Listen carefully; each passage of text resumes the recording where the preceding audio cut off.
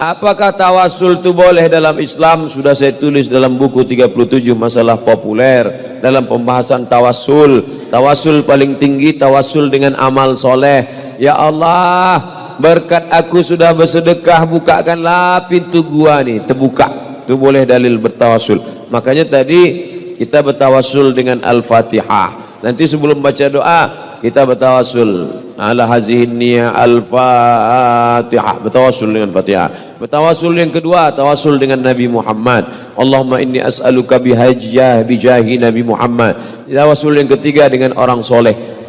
Di antara orang soleh yang diyakini kewaliannya menurut Imam Nawawi, Syekh Abdul Qadir Jailani.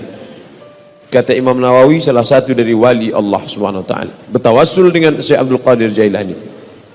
Bagaimana tawasul yang baik? Allahumma inni atawassalu ilaika, aku bertawassul kepada engkau bi barakati, barakat kaza wa kaza, ini dan ini. Bukan minta kepada Syekh Abdul Qadir. Jangan minta kepada Abdul Qadir Jailani. Tak ada orang minta, hai Syekh Abdul Qadir Jailani tolonglah. Itu minta kepada jin hantu tu. Mintanya kepada Allah. Tapi bi barakati, berkat orang yang mulia ini. Ustaz, dalam pembagian warisan apakah boleh sesuai kesepakatan kakak beradik, tak dipakai hukum Islam? Lizzakari mislu hazzil unsayain. Adik beradik 4 orang, laki 2 orang, perempuan 2 orang, meninggal mak, meninggal ayah, cuman 4 ini. Lalu kata mereka, kita bagi sama aja lah. Kenapa tinggal 1 M? Kalau 1 M udahlah kita bagi aja 250. Boleh apa tak boleh? Maka dalam fatwa Asy-Syabakah Al-Islamiyah boleh, syaratnya 3. Pertama, semuanya sudah akil baligh. Kalau ada satu tak akil baligh, ada satu cacat mental, tak boleh. 2, masing-masing tahu jatahnya berapa. 3, yang berlebih mengikhlaskan sebagai sedekah. Otomatis si abang laki-laki 2 ini berlebih nih, maka yang perempuan ini kurang. Maka si abang ini mengatakan, ambillah ini, takkan kungkit-ungkit sedekah. Abang ini mungkin tak bermasalah, cuman kakak iparnya di sini letak. Maka kalau tengok dulu, kalau abang ini termasuk ikatan suami takut bini, masalah. Bagaimana cara mengatasi istri yang perajuk? Bahasa Melayunya melawan. Perajuk itu lain sama melawan. Melayu dari mana ini? Saya pula orangnya suka emosi. Mohon tunjuk ajarnya Pak Ustaz. Perempuan itu dia terbuat dari tulang rusuk yang bengkok. Kalau kau paksa harus lurus, dia patah. Tapi kalau kau ikut bengkok, kau jadi laki bengkok. Khuliqatil mar'atu min dhila, perempuan itu diciptakan dari tulang rusuk yang bengkok. Wajhuha a'laha, yang paling bengkok, rusuk yang paling atas. In akhadta aqamtaha, kalau kau paksa harus lurus, karena tak patah dia. Wa in tapi kalau kau ikut, maka kau ikut akan jadi bengkok. Jadi macam mana? Carilah nenek mama yang didulukan selangkah ditinggikan selanting, batangnya sampai bersanda, daunnya sampai benaung, akarnya sampai berselo. Tanyalah dia, bagaimana nih nenek mama, kau kan sudah jadi berumah tangga, sudah 5.000 jam macam supir pesawat Sukhoi. Bisa kau tolong kami ini? Ini biniku ini bukan lain pencemburunya yang ini. Nah, minta sama dia.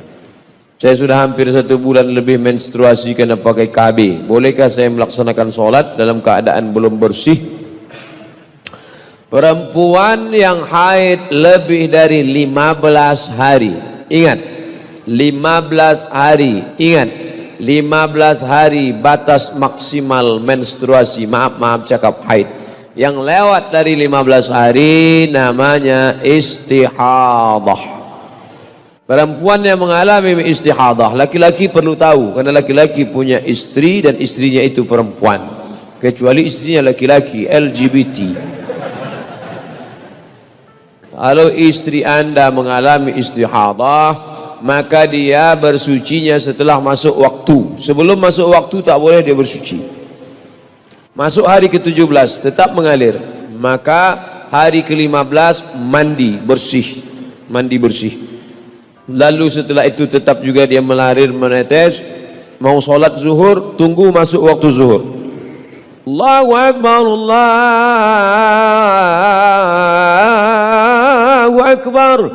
Maka maaf cakap, cuci bersih segala macam, pakailah pembalut, langsung sholat zuhur. Menetes saat sholat itu ma'fu anhu, dimaafkan. Itu hukum bagi perempuan namanya istihadah. Tulis, sudah saya tulis di internet. Dulu waktu saya ceramah di Hotel Arya Duta, datang ibu-ibu, tolong Ustaz tulis tentang istihadah. Sudah saya tulis. Cara mencarinya, Somat Moroko istihadah, enter, dapat tulisan. Share bagi kawan-kawan. Tetap puasa boleh, maaf cakap tetap berhubungan kelamin, karena dia ibarat luka, cuman luka dia tak di tangan tapi di tempat yang lain, di rahim. Apa hukum sebagai pinjam uang gadai SK ke bank syariah untuk beli rumah yang kita pinjam, kita belikan ke rumah?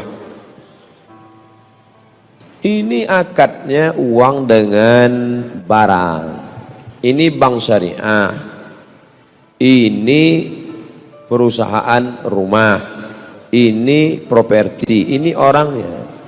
Datang kita ke bank syariah, bank syariah pinjam aku duit mau beli rumah 300 juta.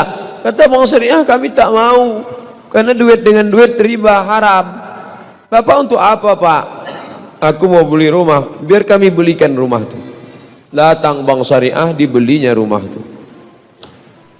Sekarang rumah ini menjadi milik bank syariah. Nah, Bapak mau beli rumah ini ya, beli secara cicil. Maka akadnya rumah dengan uang, tidak riba.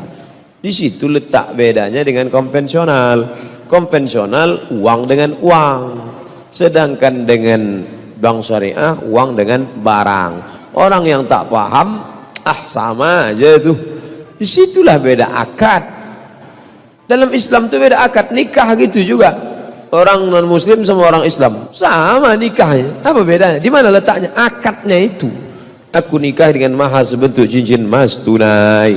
Di akad itulah bedanya. Yang lainnya sama. Teng teng teng teng teng. Di akad itu bedanya. Ustaz, ada sebuah toko kafe terkenal. Pemiliknya pernah mengatakan bahwa mendukung LGBT. Starbucks. Apa malu-malu nyebutnya? Starbucks. Dan sebagian keuntungan dipakai untuk LGBT. Bagaimana hukumnya membeli kopi di situ? Mendukung LGBT lah. Nanti di akhirat nampak sumbangannya untuk LGBT. Ditanya malaikat, LGBT, kenapa kalian besar? Karena ada sumbangan. Siapa yang menyumbangnya? Itu yang di surga. Tarik balik, obok-obok balik masuk neraka. Gara-gara menyumbang ke Starbucks. Macam tak ada aja kopi yang lain. Kopi sidikalang berserak-serak. Kenapa mesti kopi Starbucks itu diminum? Orang ini zaman sekarang kan gaya-gaya aja. Dia pun tak pula suka minum kopi. Cuman duduk di situ, update status. Udah duduk di Starbucks, pahit juga. Sama pahit. Apa hukumnya kalau dibuat skripsi bohong, tipu? Man ghasyana falaysa minna. Siapa yang menipu bukan umat kami. Wa may yaghlul, siapa yang curang, ya'ti bima ghalla yaumal qiyamah, dia akan memikul kecurangannya nanti hari kiamat. Yang curang zakat dalam hadis memikul kambing, curang zakat memikul onta. Tapi yang memalukan mikul skripsi. Masih keren lagi yang mikul Kijang Innova plat merah. Ada lagi lebih parah lagi, mikul bakwan. Ada lagi yang mikul salalawa. Makan dua bayar cie. Wa yaghlul, siapa yang curang, ya'ti bima ghalla yaumal qiyamah, dia akan membawa kecurangannya hari kiamat. Memalukan, terlalu.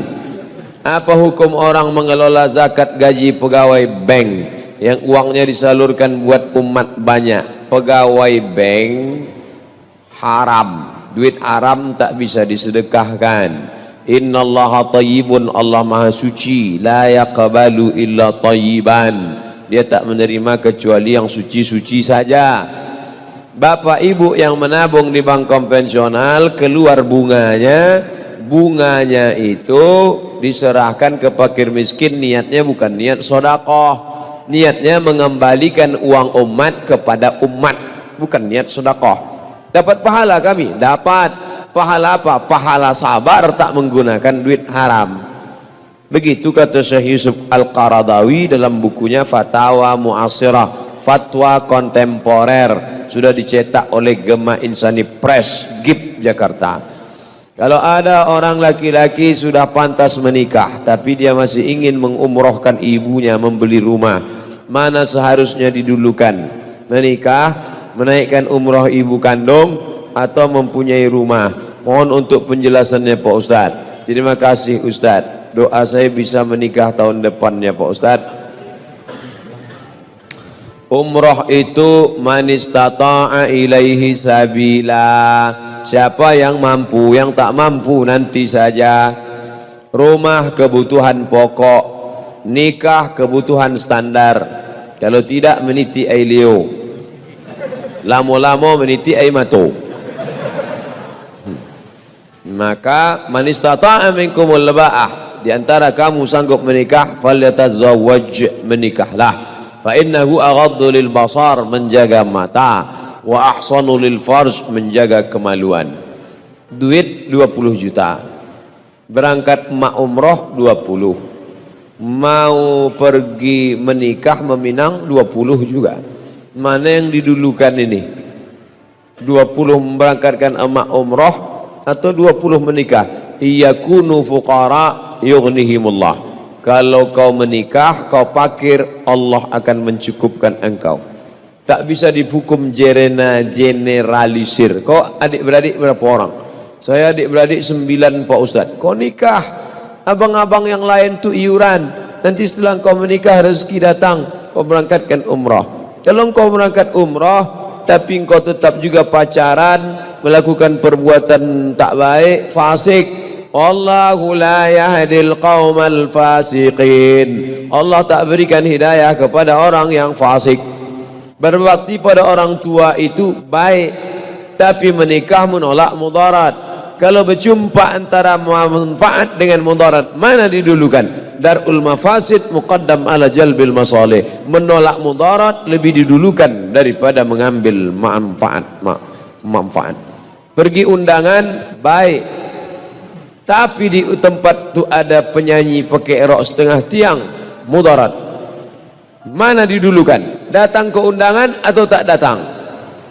Menolak mudarat. Makanya saya sampai hati Pak Ustadz, ya tak datang anak kami nikah kemarin. Saya datang, kenapa tak masuk? Saya baru di pintu gerbang sudah disambutnya, jatuh bangun aku mendengarmu.